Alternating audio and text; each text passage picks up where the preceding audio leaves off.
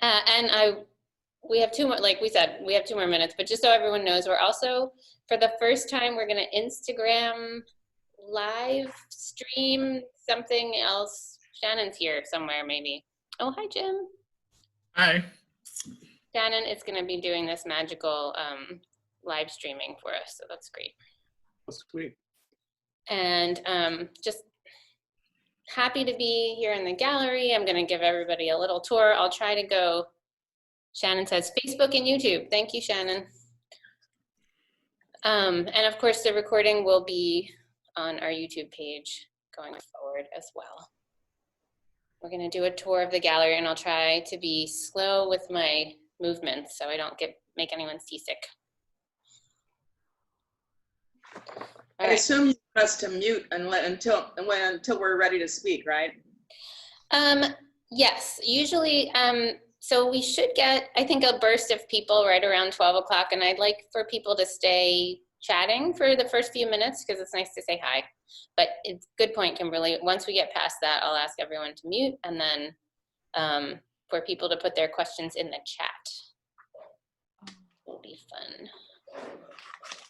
38, 40, oh, so many people, great. And hopefully you're all also aware of and have been browsing the show online. We have so many wonderful artists, and many of them are joining us today. I see all these familiar faces. Hi, Leroy. And Mari. Is it Mari? Is that how you say it? Yeah, okay, thank you. Anna Valenti or Anna? Is it Anna or Anna? It's Anna. Anna, okay. Hi. Hello. Hi. I can't always see who's saying hi. Margaret and Sylvia, Terry Solon. Hi, Terry. John.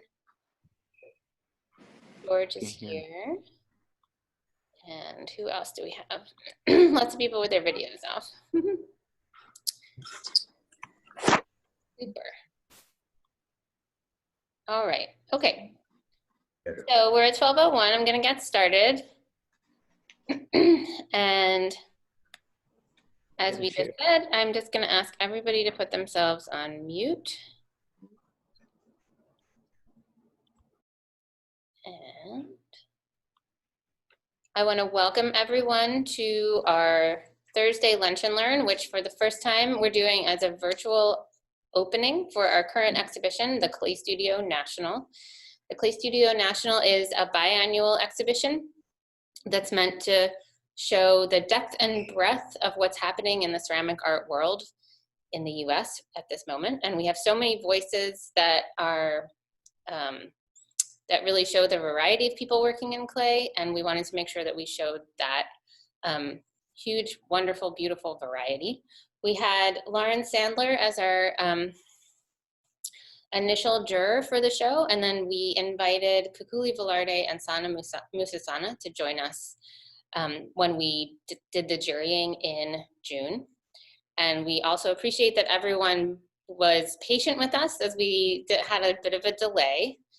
We had over 400 applications of objects to the exhibition, and we just were overwhelmed by everyone's, the quality of the work and the enthusiasm, and so we really appreciate all of those people who applied, as well as the people who were selected and the people we invited. So thanks everyone for being here today. Thank you to the artists and the jurors.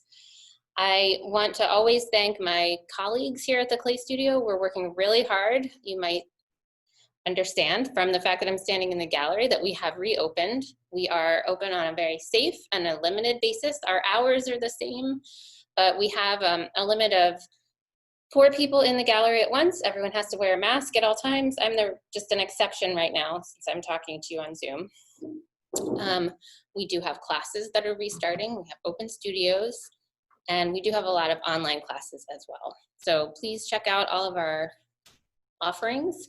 We have kids camps for the summer. So, and now it doesn't matter where you are. You can have your kids do a Clay Studio camp, even from California, Sasha. Not that you necessarily need that help with that. But we have 17 amazing staff members who've been working hard all throughout this shutdown. We've really never stopped because we immediately started trying to create virtual programming so that we could stay engaged. And I would be remiss if I didn't tell you that if you would like to make a donation to the Clay Studio, that is what helps us continue to do this free programming every week. Almost every week we've done a lunch and learn.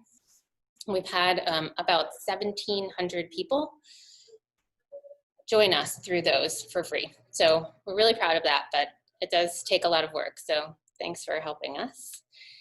We are lucky to have 5 artists with us today. So we are going to have mini artist talks from George Rodriguez, Sasha Reibstein, Eliza Au, Aaron Caldwell, and Kimberly Camp. And we will get to that in a second. I'll just have to hold on and close that door.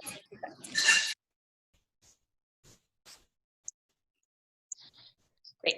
Okay, so we're going to start with a tour of the gallery. Very exciting for those of you who haven't gotten to see the gallery in a long time. But we will start here in the center. Here we go, slow. This is the money chair by Yerim Lee, who's one of our resident artists who's just leaving the program. She's traveling to Archie Bray right as we speak. Leroy Johnson, who's with us today on the call. He is a resident alumni, wonderful artist here in Philly.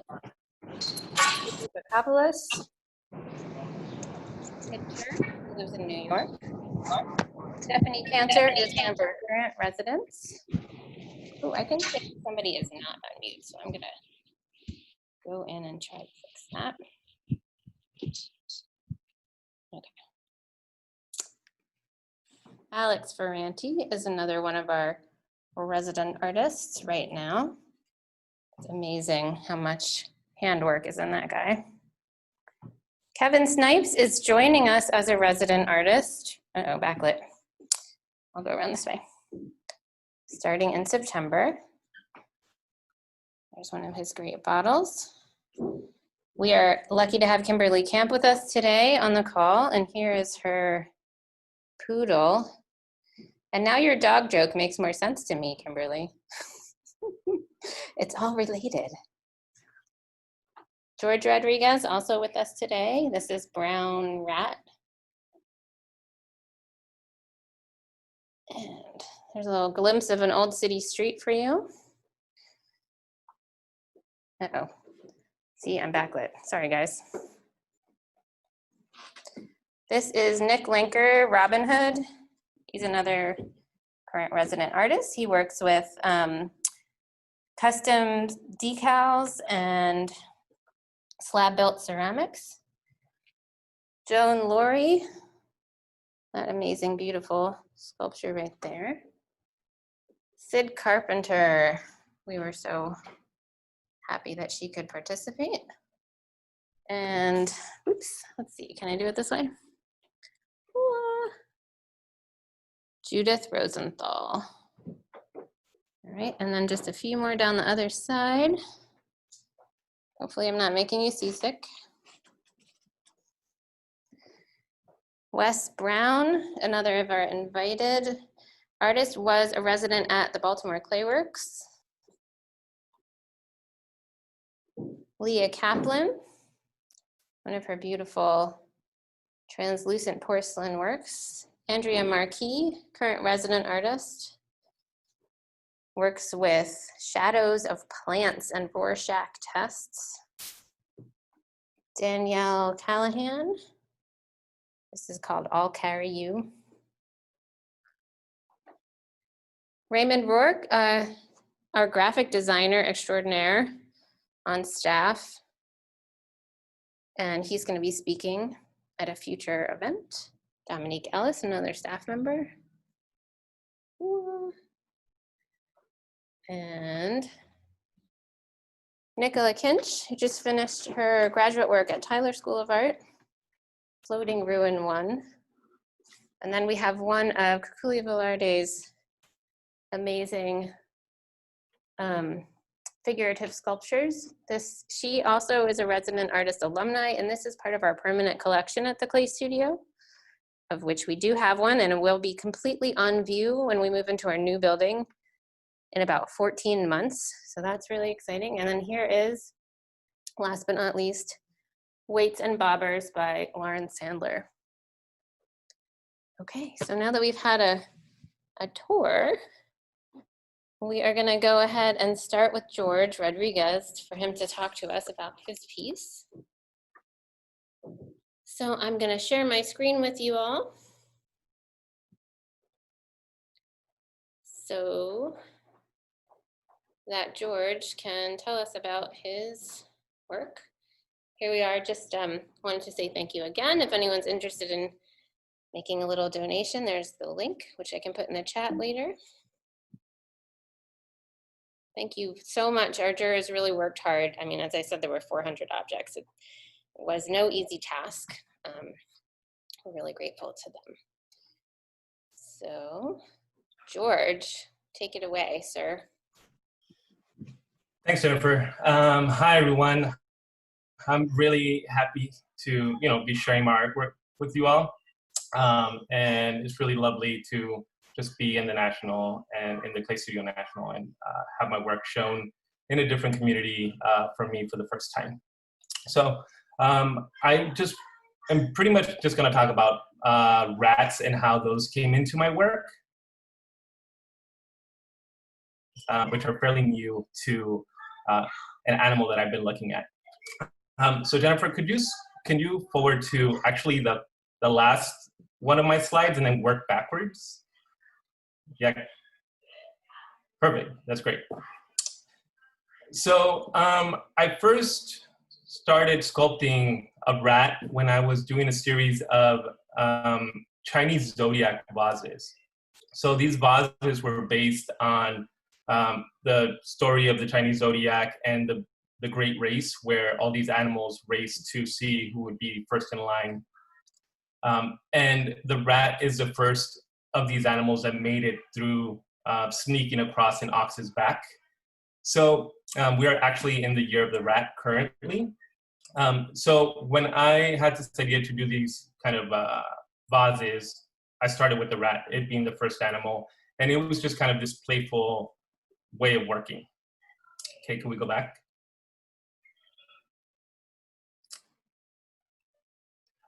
Also, my partner, Marisol Rosa Shapiro, is a theater artist who works in New York and in Philadelphia. And she, for the last couple years at this theater festival, has played Pizza Rat.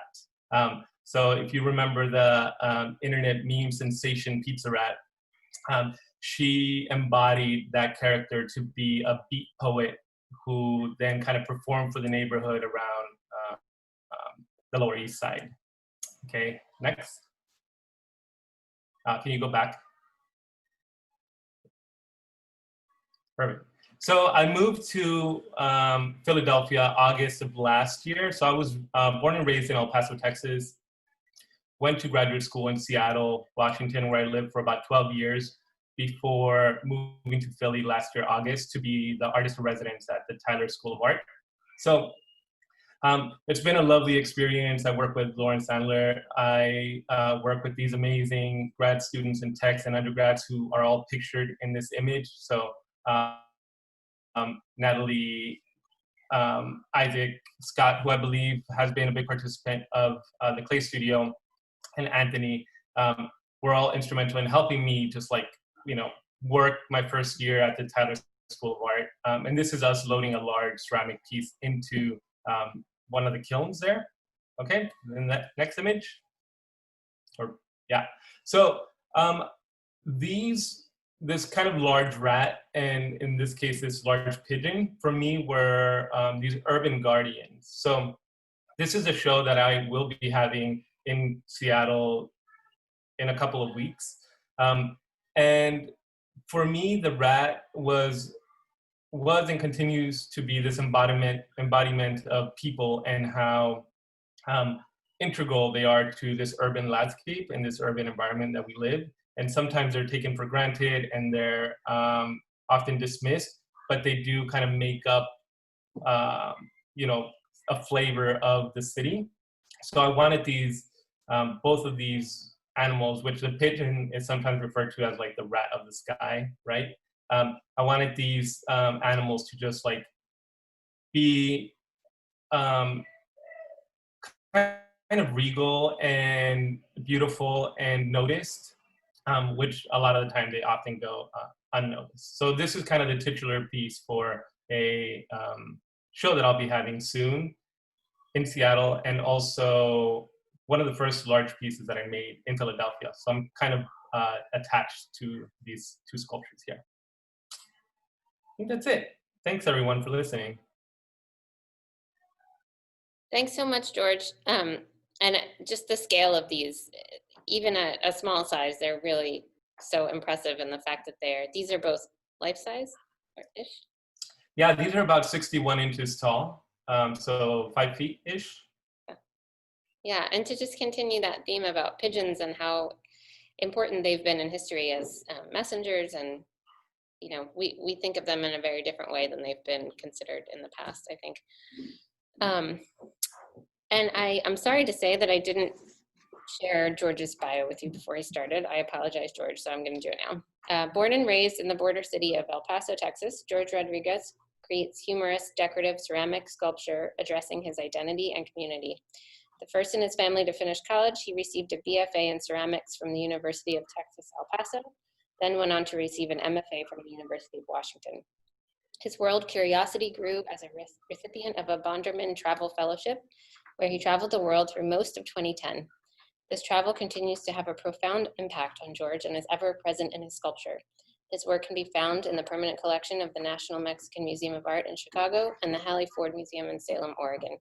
George is currently, as we heard, artist in residence at the Tyler School of Art and Architecture in Philadelphia, where he was invited back for a second year, which we're excited about here in Philly. And I'm also excited to announce for the first time in public that George is having a solo show here at the Clay Studio in the fall, which we're very excited about. Thank you, George. If anyone has questions, please do put them into the chat. And I will take one question for each artist right after they talk, and then any others we'll save for the end. So Nancy asks, George, one piece or multiple pieces for each sculpture? Or I guess she's asking, are they built in parts? Yeah, good, great question, Nancy.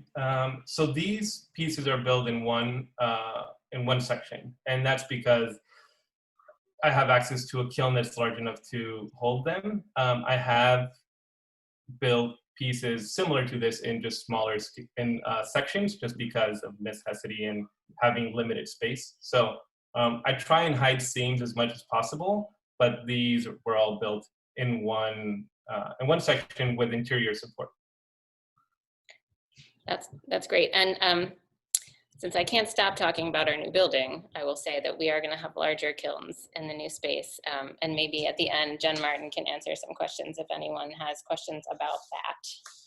Since we're going in alphabetical order, after George has to leave us early, so he went first, but we're going to ask Eliza Au to go next. And Eliza is originally from Vancouver, British Columbia in Canada. She received her BFA from the Nova Scotia College of Art and Design and her MFA from the New York State College of Ceramics at Alfred University. Artist residencies she's attended include Greenwich House Pottery in New York, the Museum of Contemporary Craft in Portland, Oregon, and the Corning Museum of Glass in Corning, New York. She has taught in Canada, the United States, and internationally at various institutions, including the Emily Carr University of Art and Design, the Alberta College of Art and Design, Monmouth College, the University of Iowa, and the Alfred Kaffa program in Beijing, China. Au is currently an assistant professor of ceramics at the University of North Texas. Thank you for joining us, Eliza. And I will go to your first image. There we go. Take it away. Yeah, thank you. Yeah, it's just an honor to be in the Clay Studio National. I know it mostly just from online and virtually. You know, I visited once, like probably 10 years ago, but I have a lot of colleagues who have been there. So I'll get into talking about my work. So I make work that's influenced by architecture and sacred space. my work actually alludes mostly to the building blocks of architecture. So the brick, the tile, and the pillar are things that I'm really interested in. And so, you know, I'm interested in how kind of pattern, ornament, and sacred space all kind of come together. So like, you know, how can this visual stimuli evoke the mindset of kind of solitude and contemplation? I think you can go to the next slide. So patterns in Islamic architecture, as well as Gothic architecture, are really influential for me, though I don't see my work referencing a specific culture. So, you know, the thing that I use most in my patterns is actually the arabesque, or the curved line. And I make patterns that are usually made by repeating a curved line kind of linearly, or around a center, or by mirroring. So I design most of my tiles, because these works are actually constructed from flat tiles, which are slotted together.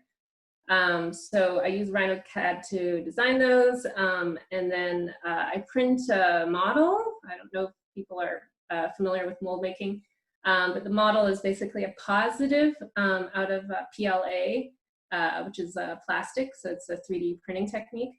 And then I make an air compression mold from it, which is similar to kind of the ram press method. So I'm really interested in transforming two-dimensional pattern into three-dimensional forms by using a slotting method. So you can see, like, you know, at IKEA, they have, like, you know, you can buy flat planes and slot them together to create furniture. So I'm really interested in, you know, talking about that contemporary technique with my ceramics. I think you can go to the next slide. So these were all kind of individual tiles, which are first fired high. To this one I did in China when I was working at CAFA about a year ago. And so they're fired to, like, it's around cone 10. I did that in Jingdezhen in China, where you can do ceramics there. I don't know if people are familiar with that. And then I slot them, I actually glaze them with a low fire glaze, and then slot them together and then fire them. So the reason why that I do this is because you can keep really straight planes and have really thin structures. So I love the fact that, you know, architecture is usually super heavy and dense, but, you know, I'm creating these structures that are really light and ethereal as well. So, you know, I'm really interested in how ornament and structure basically become one and the same thing. And they're inseparable from each other, because usually ornament is just placed on the outside of something to decorate it. So I'm really interested in that kind of relationship. So, like, you know, a lot of structural things are made that way or designed that way because they're, you know, load bearing, but they also are very, very beautiful structures. So I'm really drawn to ornament and pattern because it appeals to our sense of order, and then also how we understand the world. I think that might be the last image, or there's one more image there, yeah. So I think that's it for me. Great, thanks, Eliza.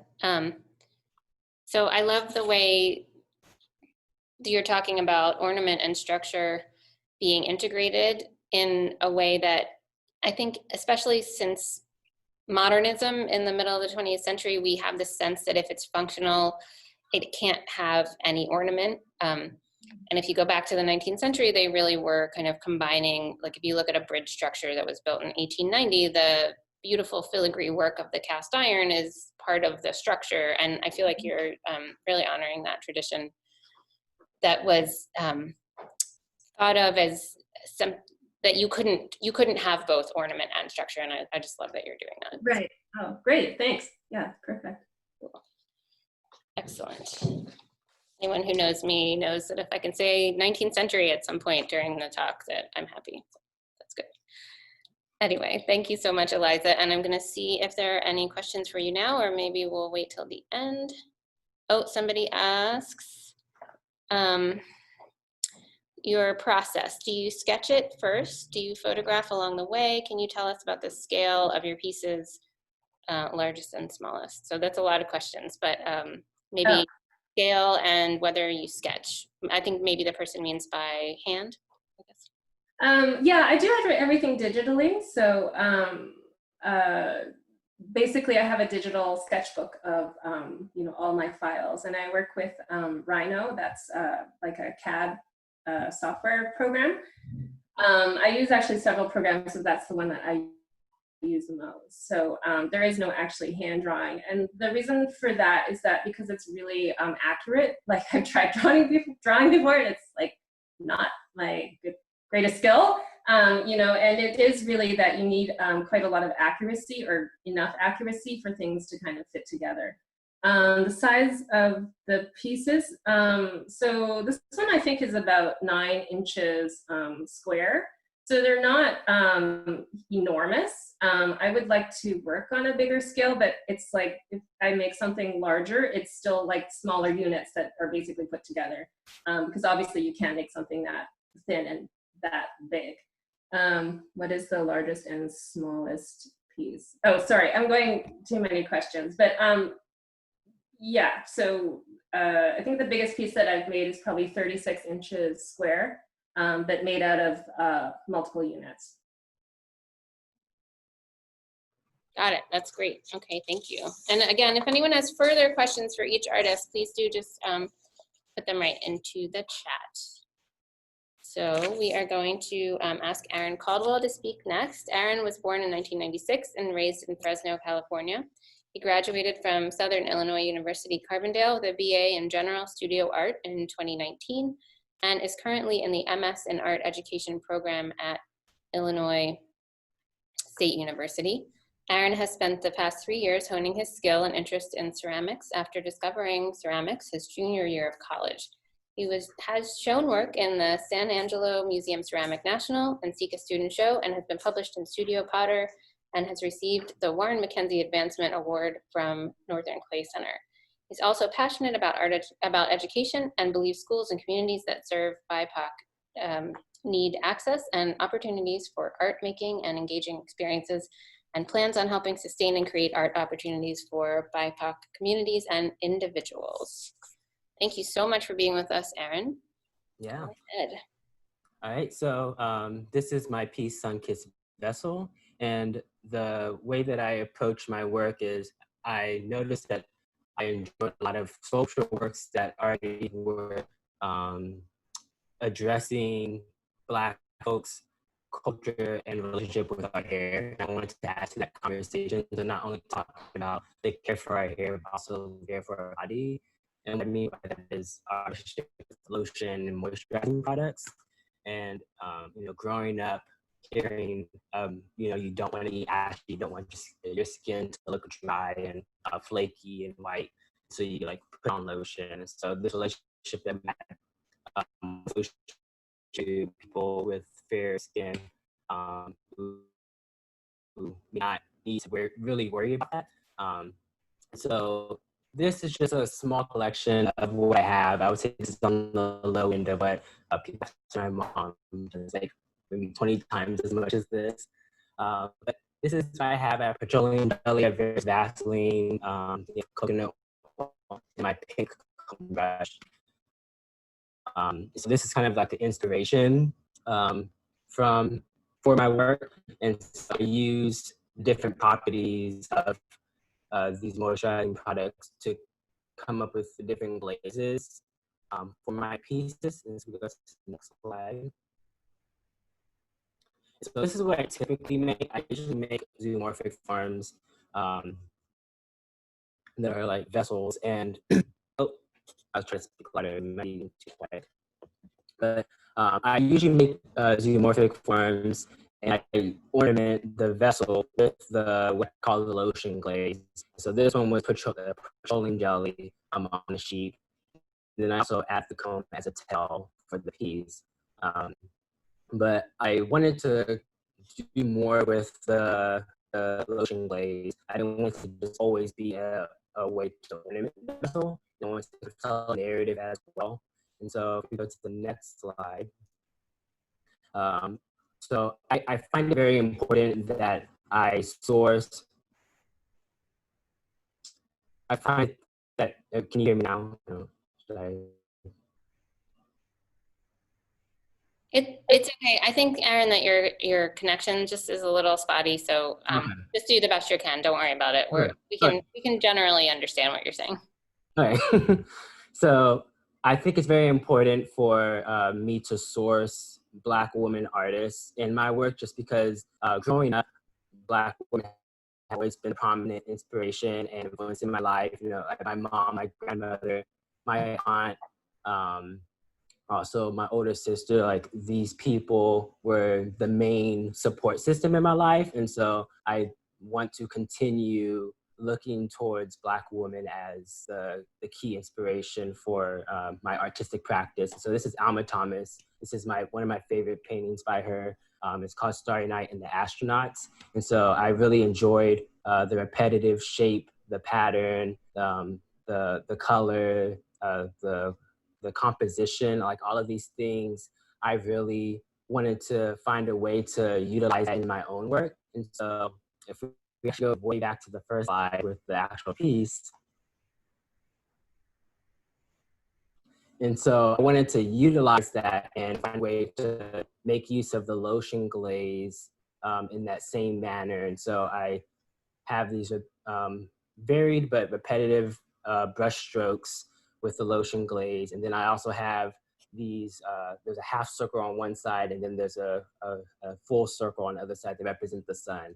And then I have the lotion glaze kind of following a pattern around the vessel. And so that's where that idea of creating a narrative with the lotion glaze. So it's not only ornamenting the vessel, but also telling the narrative. And so like that narrative also comes from this quote that I always heard growing up all the time. With, the sun loves our kin because, sorry, wait, I'm messing up. Yeah, so the sun loves our kin because we have melanin in our skin. And so I always heard that all the time growing up as a kid, as a way to love our skin, to make sure it's moisturized and healthy. And so I wanted to make a piece that nodded to that quote as well. And so yeah, that's this specific piece in this show. Thank you so much, Aaron. I love that you ended with that quote, and also that you included the Alma Thomas painting that you were inspired by, with that tying together so many different layers, the repetition of her work. I can see it now that you've shown us that with yours, even though your work is so different. And just, you know, this moment that we're all going through, and the idea that this whole thing really embodies self-care and self-love in a really strong way it's quite moving. So thank you for sharing with us. Okay, let's go to a question. I think we'll stick with technical questions for this, and then we'll do more general ones at the end. So I'm intrigued by the lotion glaze. What challenges did you have with using, lotion as glaze? I think maybe you were just trying to make it look like lotion, is that right? Yeah, so yeah, it's a common misconception. I always have people ask me if that's actually lotion. It does. It's not. It's just a gloop glaze that I use, and I add colorant to represent the various different hues of lotion. And so I have like cocoa butter and then just like a white lotion. I'm working on a pink one for a pink product that a lot of Black kids had growing up. Terrible product, but we all had it as a kid. And so I'm trying to make various colors for this glaze that are deeply connected with the actual colors of the real life moisturizing products. Yeah, that's great. Cool, thank you. Okay, so we'll go back to any more questions for Aaron at the end. Thank you so much. And next up we have Kimberly Camp. So Kimberly Camp's paintings and dolls have appeared in over 100 solo and group exhibitions, including the American Craft Museum, Smithsonian's Renwick Gallery, International Sculpture Center, University of Michigan, and Manchester Craftsmen's Guild. The 3-year traveling exhibition, Uncommon Beauty and Common Objects, where her work was featured on the cover of the exhibition catalog. Camp's workshops and residencies include the Baltimore Museum of Art, Virginia Museum of Fine Arts, and the Renwick Gallery. Her work is in the private and museum collections, including Faith Ringgold, Judith Jameson, Betty Carter, Manchester Craftsmen's Guild, and the J.B. Speed Art Museum. She's been featured in Essence, Nouvelle Objet, Fiber Arts, National Geographic World, The Village Voice, and the Smithsonian. In February, Camp received the 2020 Award of Excellence, Art Makes Us Human Award from the American Craft Council. And I think that Kimberly's resume is probably 2 more pages long, but because she's quite an impressive roster of activities. But I'll let you start talking about your work for now. Thank you, Kimberly. Thank you, Jennifer, and thank you everybody for tuning in. This is pretty exciting. I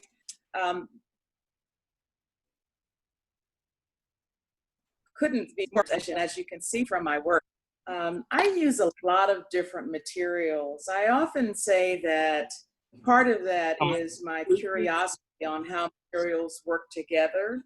The other part of it is I enjoy the whimsical nature of combining things that people wouldn't ordinarily expect to find combined. And you can absolutely see that I have a real love for animals. So I often do anthropomorphic figures. I use polymer clays as well as air-dried clays. All of the bodies for my dolls can be anything from clay to leather to fabric, painted canvas. And I often use beads in my work. I've collected beads over the years in my travels from all over the world, and fascinated by the notion that they are one of the most essential components of adornment on just about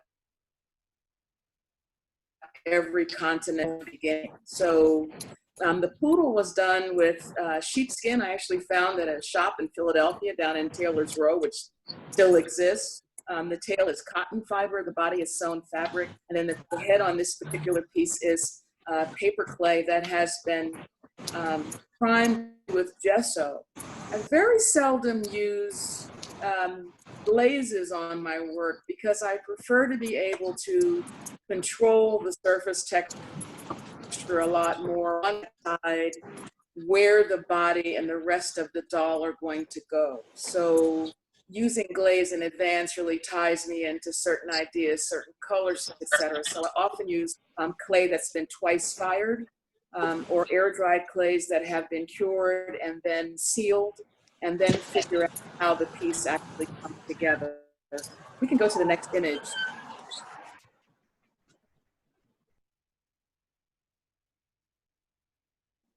Conceiving a couple of years ago, I was really disturbed, and still am, by the anti-immigrant stance that this country has been showing. Right now, about 25% of the continent of Africa is banned from coming to the United States. And it is the mingling of textures, colors, shapes, forms, and patterns that give our nation, so I decided to do an immigration series that focused on those very colors, patterns, and textures, particularly of countries that are banned from coming to the US. This piece is porcelain. Again, it is not glazed. It is instead twice fired, and then now this actually doesn't have any more finish on it other than that. The fabric is mud cloth. It comes from Mali.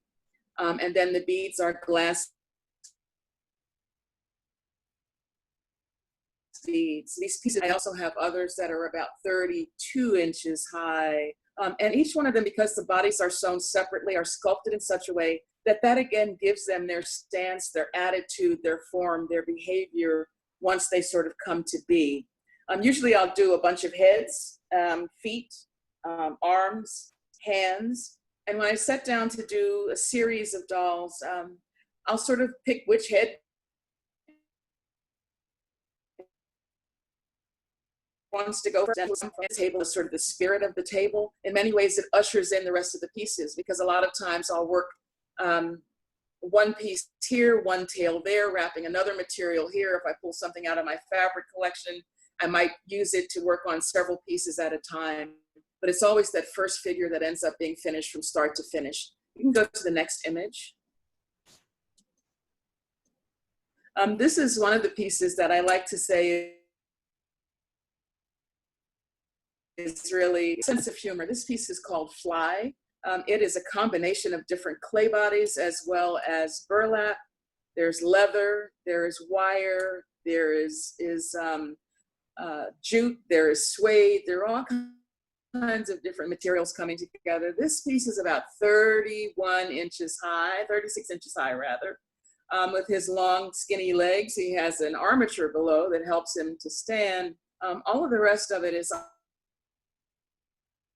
all hand sewn. And this actually is in a collection with one woman in New Jersey that purchased this piece. And yes, he does have green eyes. I think it's important sometimes for artists to not take themselves as seriously as they do, because in many ways what we do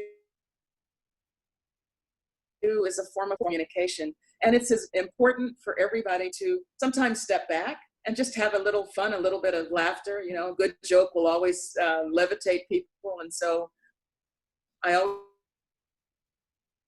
always try to make that work in some joy. Can we go to the next piece, please? That was it. So those are the, I guess you go back. So those are some of my works. And I was honored and surprised the American Craft Council show this past February that I received one of 5 awards of excellence for my work. Going into a booth, it makes you look a little schizophrenic, but I have to own that. Because sometimes very serious, sometimes not. Pieces can range from 6 inches to 6 feet. It really does depend on what it is I feel like doing at that time. So thank you all so much. If there's any questions, I'm happy to take them now. Great, thank you, Kimberly. I'm not surprised at all that you got that award, but we're just really happy to have you in the show at the Clay Studio. And I will look for a question. Let's see.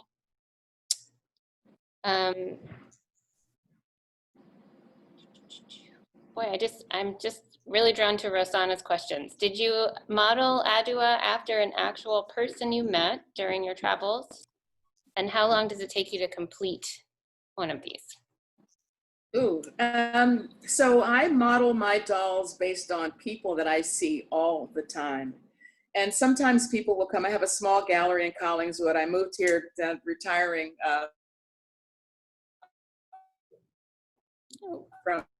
from the New York. So it's very common for me to make a doll that looks like somebody that walked into my gallery or someone who's a friend. I'm just intrigued by how people's faces are put together and some of the looks that they have in their eyes and their smiles. So it's very common that, I actually have one customer who walked in and I said, I'm gonna make a doll that looks like you. And I actually did, and it blew her away. But so that's what I usually use. When it comes to the time, it's really hard to judge. The piece that I used was a piece that was created over the course of about 2.5 days. I have a pangolin that I made that is air-dried clay, polymer clay, it's canvas, it's cork, it's onyx. It has all kinds of amazing things. It took me about 6 weeks to do because I used cork to create the scales on the pangolin so that it did in fact look as though it approximated some of the pattern of the animal. So it really does depend. I tend to work fast, but as I mentioned before, I also work on multiple pieces at a time. So some of them will come into being very quickly and others not so much. Thank you. That's a great explanation. I'm imagining a pangolin made out of cork, and my first thought was all of those wine corks that I have from the past 4 months. Maybe I should use that. Okay. But we'll go with Kimberly's humor as our leader. We are, thanks again for that. We're gonna move on to Sasha now. Sasha Reibstein is a mixed media artist living and working in San Diego, California. Her work explores transformation, mortality, and the sublime through a merging of abstraction and representation. I guess I should go to Her dense and mysterious surfaces reflect an obsessive attention to detail and an interest in evoking curiosity and wonder. Born in Boston, Massachusetts, Reibstein received an MFA from Massachusetts College of Art and a BFA from the University of Michigan. She relocated to San Diego in 2006 and is currently a professor of art and head of the ceramics program at Palomar College in San Marcos, California. Reibstein has traveled extensively, working and exhibiting in China, Denmark, Hungary, and Germany. During these residencies abroad and working in her home studio, she has created sculptural works and installations that have been featured in over 70 national and international exhibitions, including a solo exhibition in Berlin entitled New World. And she was also a visiting artist here at the Clay Studio. Sasha, take it away. Yes, hi. Thank you, Jen. So this is my piece, Walking on the Beaches, Looking at the Peaches. This is part of a series that I've been working on for the past 2 years. It is a couple elements I want to draw your attention to. One is this drip formation. That's been something I've been doing for about a decade now, a little bit over that. And I love that it can morph into, excuse me, so many different things. It started as this idea of collapse and release, and it's really transformed into this metamorphosis or growth or awakening. I love that it can do all those things, and that the fluidity allows it to really feel alive. Also in this piece is an element of landscape, an abstracted element or surrealist element of landscape. So you can see the layering of leaves, and then there are these like tentacles or tendrils that are hanging down. They've got gold leaf on them, and the little orange balls are actually flocked, so those are fuzzy. And landscape, something that I've used in my work for a long time as a way to evoke the feeling of the sublime. But because of that, in recent years, I've been invited to be in a lot of shows about the environment, and most recently, specifically about the California ecosystem. And in doing that, it's made me really think about what California is to me. So as you mentioned, I was born in Boston. I was actually raised in Philly. And so I was raised with this idea of what California is. I think it's one of the few places that is actually more of a idea than a reality. I'm sure you guys have this idea of what it is. And so I think about the California dream, and for me, that's really this land of endless possibilities, golden beaches, tanned bodies, Hollywood fame, like just everything is possible in California. And so I've really been thinking about that a lot. If we can jump to the next slide. This piece is currently up at the San Diego International Airport. And I'm showing this because this was really a transition point for me that led me to the piece in this show. So this is a show called Forces of Nature. Yeah. What's the problem? Okay. What Alex, yeah. They were asking us specifically to respond to the San Diego landscape. And so I have 3 of these vitrines. They're huge. They're about 40 inches by 40 inches. And I wanted to create these like snow globe landscapes. And so in each one, I focused on a different part of the San Diego landscape. And this one is the ocean.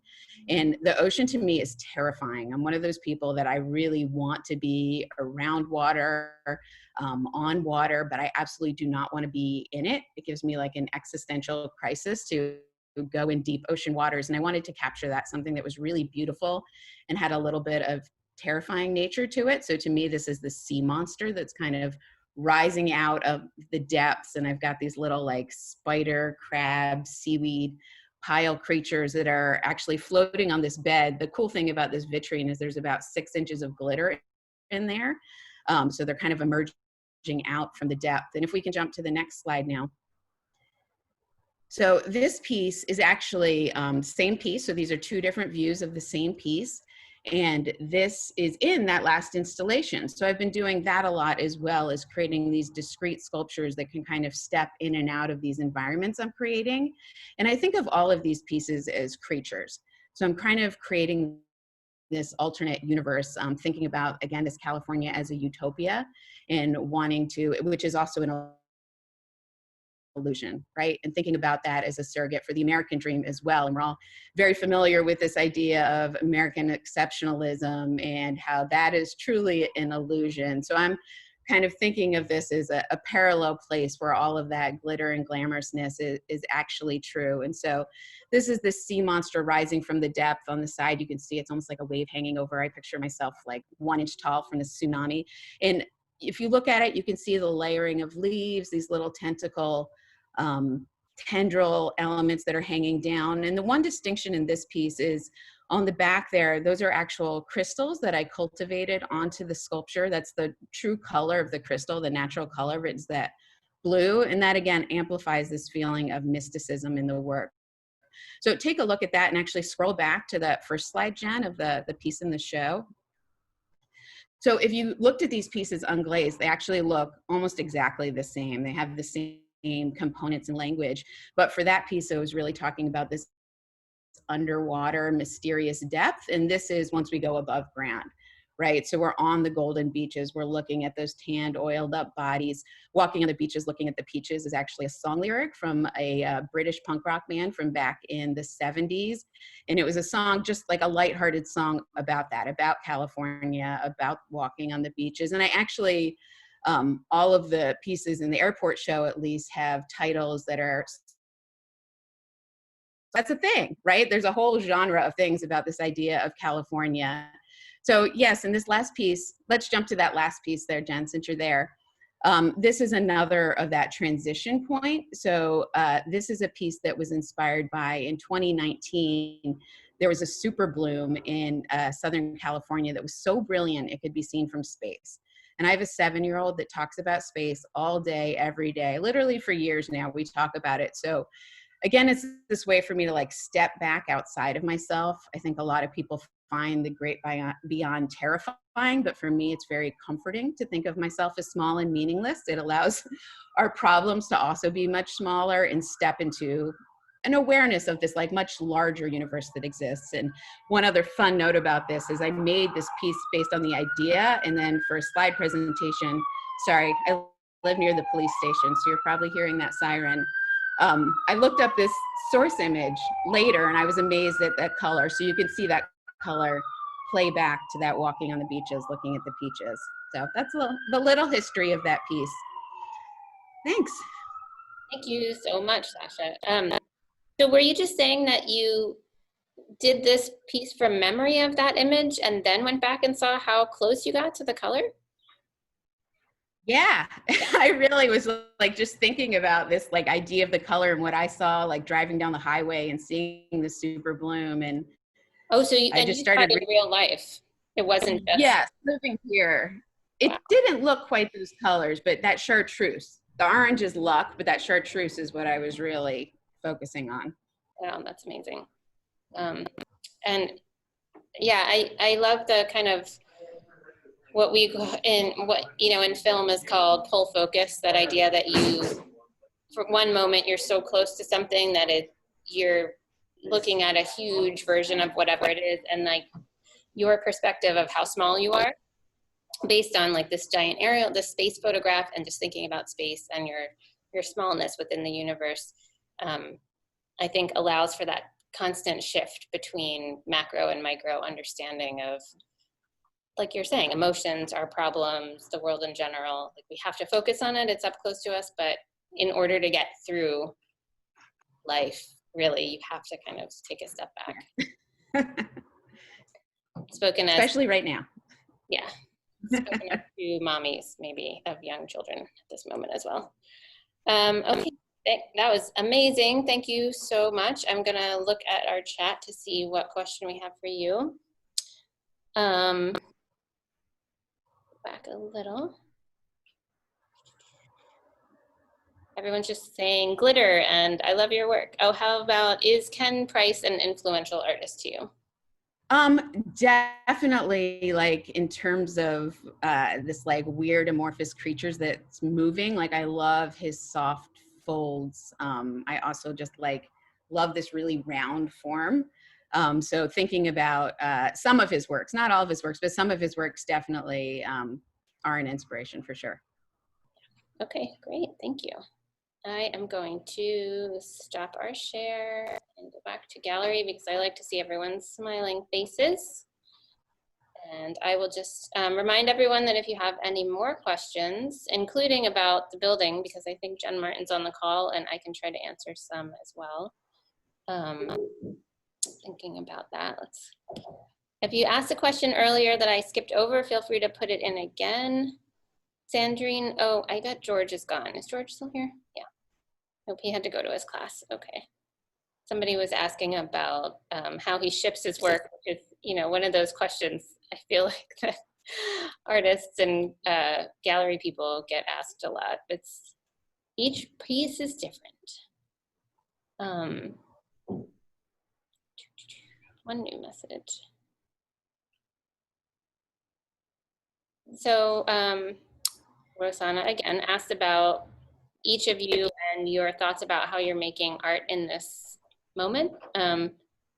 We talked a little bit yesterday. Aaron mentioned something about his creativity in this time when he hasn't had access to the studio, but I think you're about to get some, right, Aaron? Yeah. So I haven't really touched clay for the past 3.5 months, just because I haven't had access to a kiln. But I'm getting one next week, and because of that, this whole week I've actually been making quite a lot of work. But prior to this week, I ended up just picking up on paper making as something to just keep my hands busy, a new skill to have. And it's still, I haven't really decided what I'm doing with the paper, but I have been including my hair inside of the paper. And so I'm exploring paper in the same way that I'm exploring my work in clay. Kimberly, did you also mentioned something about just maybe this is giving you more time? Yeah, I loved, actually, I'm really enjoying the quarantine time because the space of being able to know that you will have no interruptions or distractions has been absolutely wonderful. And for an introvert, it's like hog heaven. So the other thing that was interesting, when I came back from the craft show, people were just starting to talk about COVID. Within 2 weeks of my return, the convention center field house. I can use the fabrics and beads and elastic and clay, and so I started making masks because it seemed to make sense that I should have some. And I actually, through the whole period, sold enough masks to, make a mortgage payment for the gallery. So, it speaks a lot to the need for artists to be flexible and just sort of take advantage of each moment to create. Now that I have things that sort of partially opened back up, I'm really tied to the clay, but also painting. And again, having the freedom to be able to just let out the energy that has happened in this moment between the pandemic, Black Lives Matter, protests, secret police, et cetera, et cetera. It's doing interesting things to what artists say about their work. And as I often tell people, when this is all over, and at some point it will be, it's the artists that are going to remind us about our fears,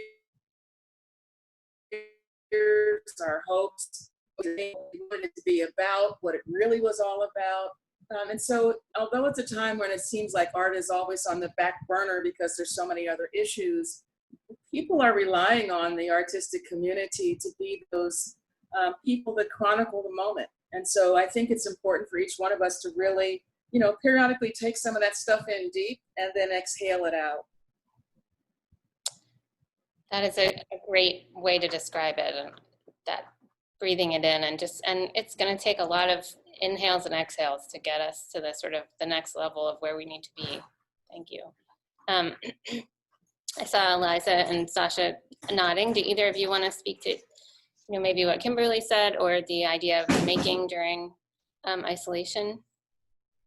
I think it's been really great. I mean, I've been lucky to have a kiln at home, but a lot of my process is digital, or it's like making molds and things like that. So I'm lucky enough that I have a space in my home I can do that.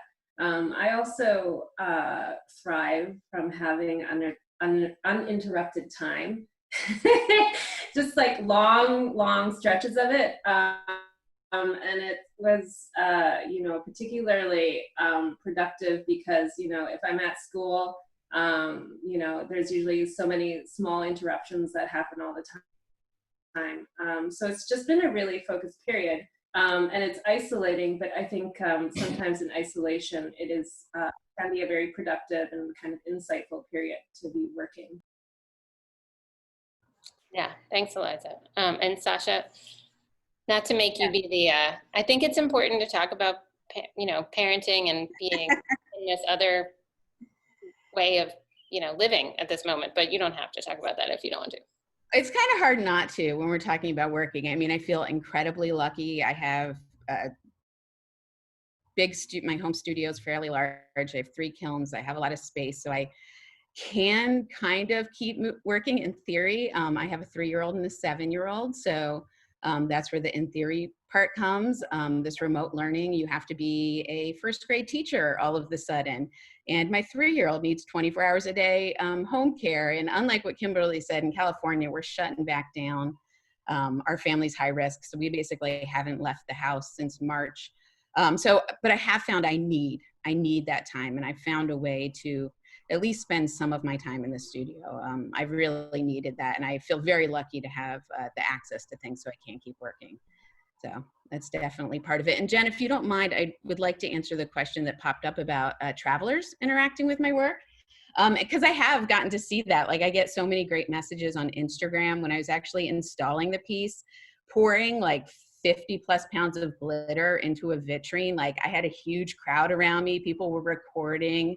One of the prompts for the show is they really wanted it to be positive. So that was something I really had to think about. They wanted people to have this feeling of they just arrived in San Diego, right? And I live here, and so it's this paradise that we're welcoming you to. Oh, one thing I forgot to mention in the talk, in California, a huge portion of the beaches have actual pyrite in the sand. And so you like walk along the water and you see gold, like literally going in between your toes, which is this amazing feeling. And so that was a lot of what I was thinking, was capturing that.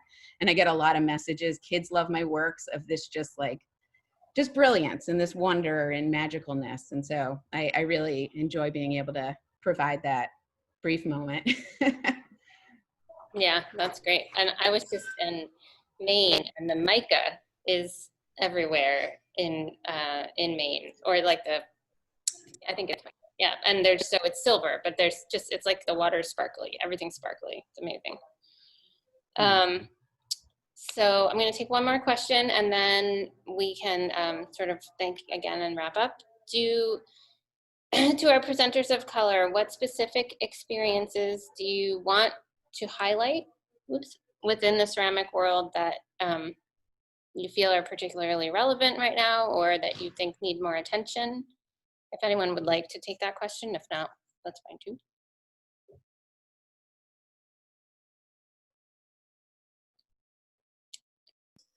Oh, I just wrote into the chat there, but yeah, I lived in China for the past 2 years before I came here. That was the only time like I've ever been to China. I'm Chinese Canadian actually.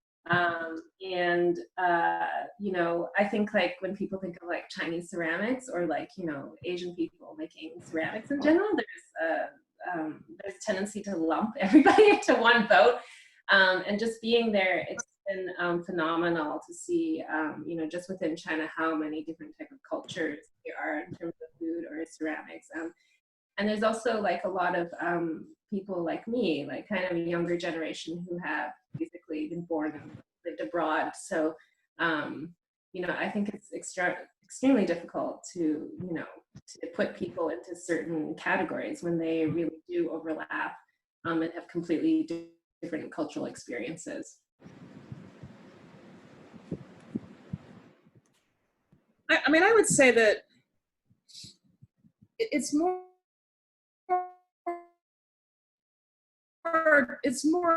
now what is happening about the acknowledgement of the monocultural nature of how we look at tradition and what is acceptable tradition and what is being made and who it's being made by really needs to be challenged. I mentioned to some folks that when I did the American Craft Council show, it's very interesting. 1 in 5 people would walk in my booth and ask me if I made the work. And at first I thought people were joking. And I said, oh yeah, you know, there's this thing like where you make stuff and you send it in, and then if you get to come, you get to sit with the stuff you made. And I finally started asking people why they were asking me. And one woman said, but they're so complex. And I said, okay, but somebody asked us, she said, well, you could be the assistant. I said, then my badge would say assistant. I'd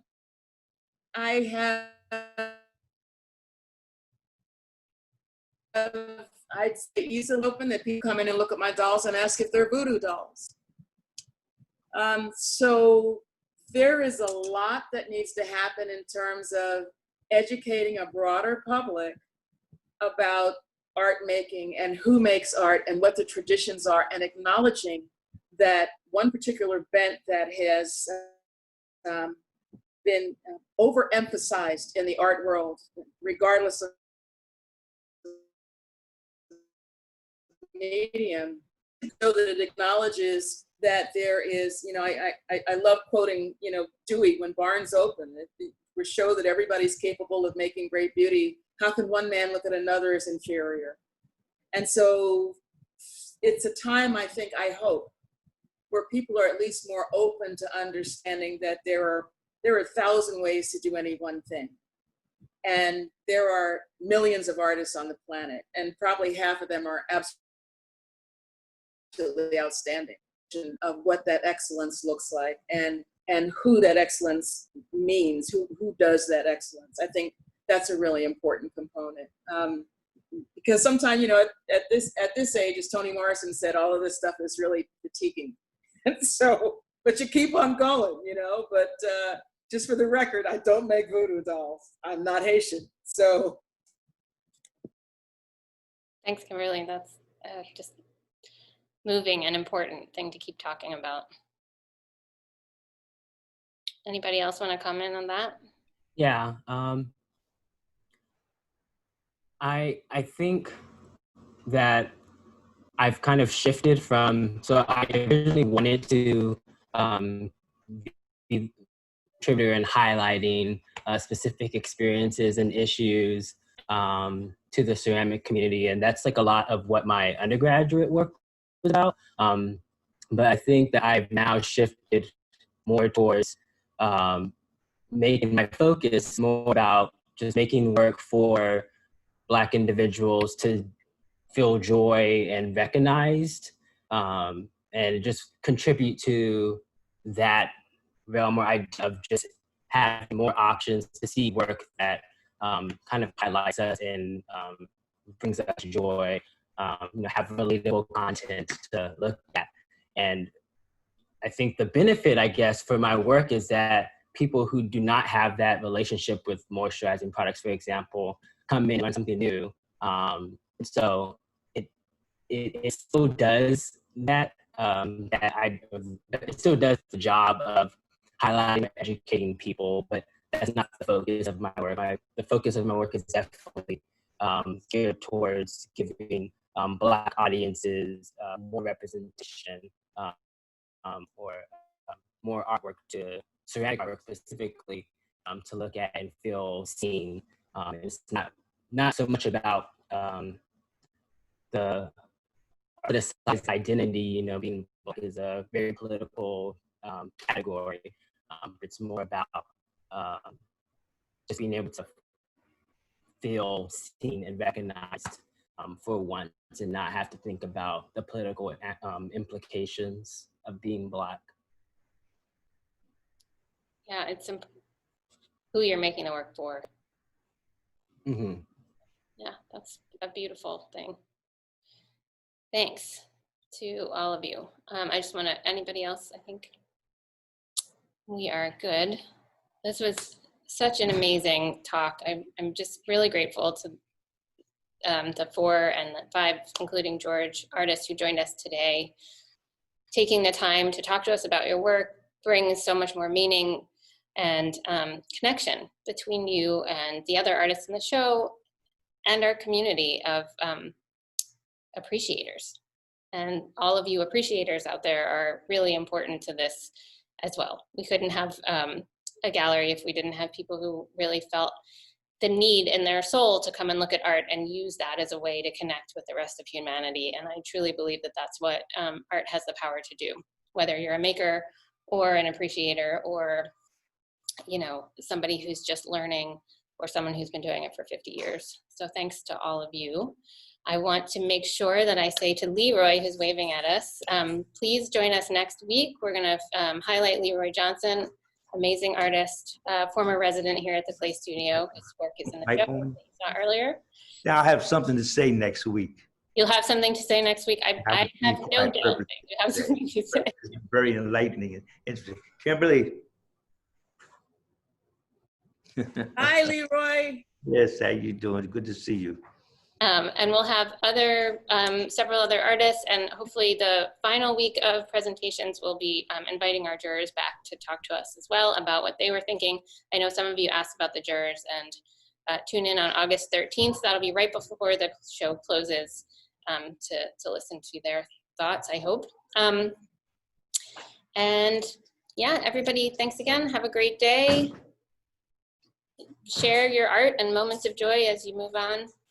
And have thanks again for joining us. Thank you. Bye.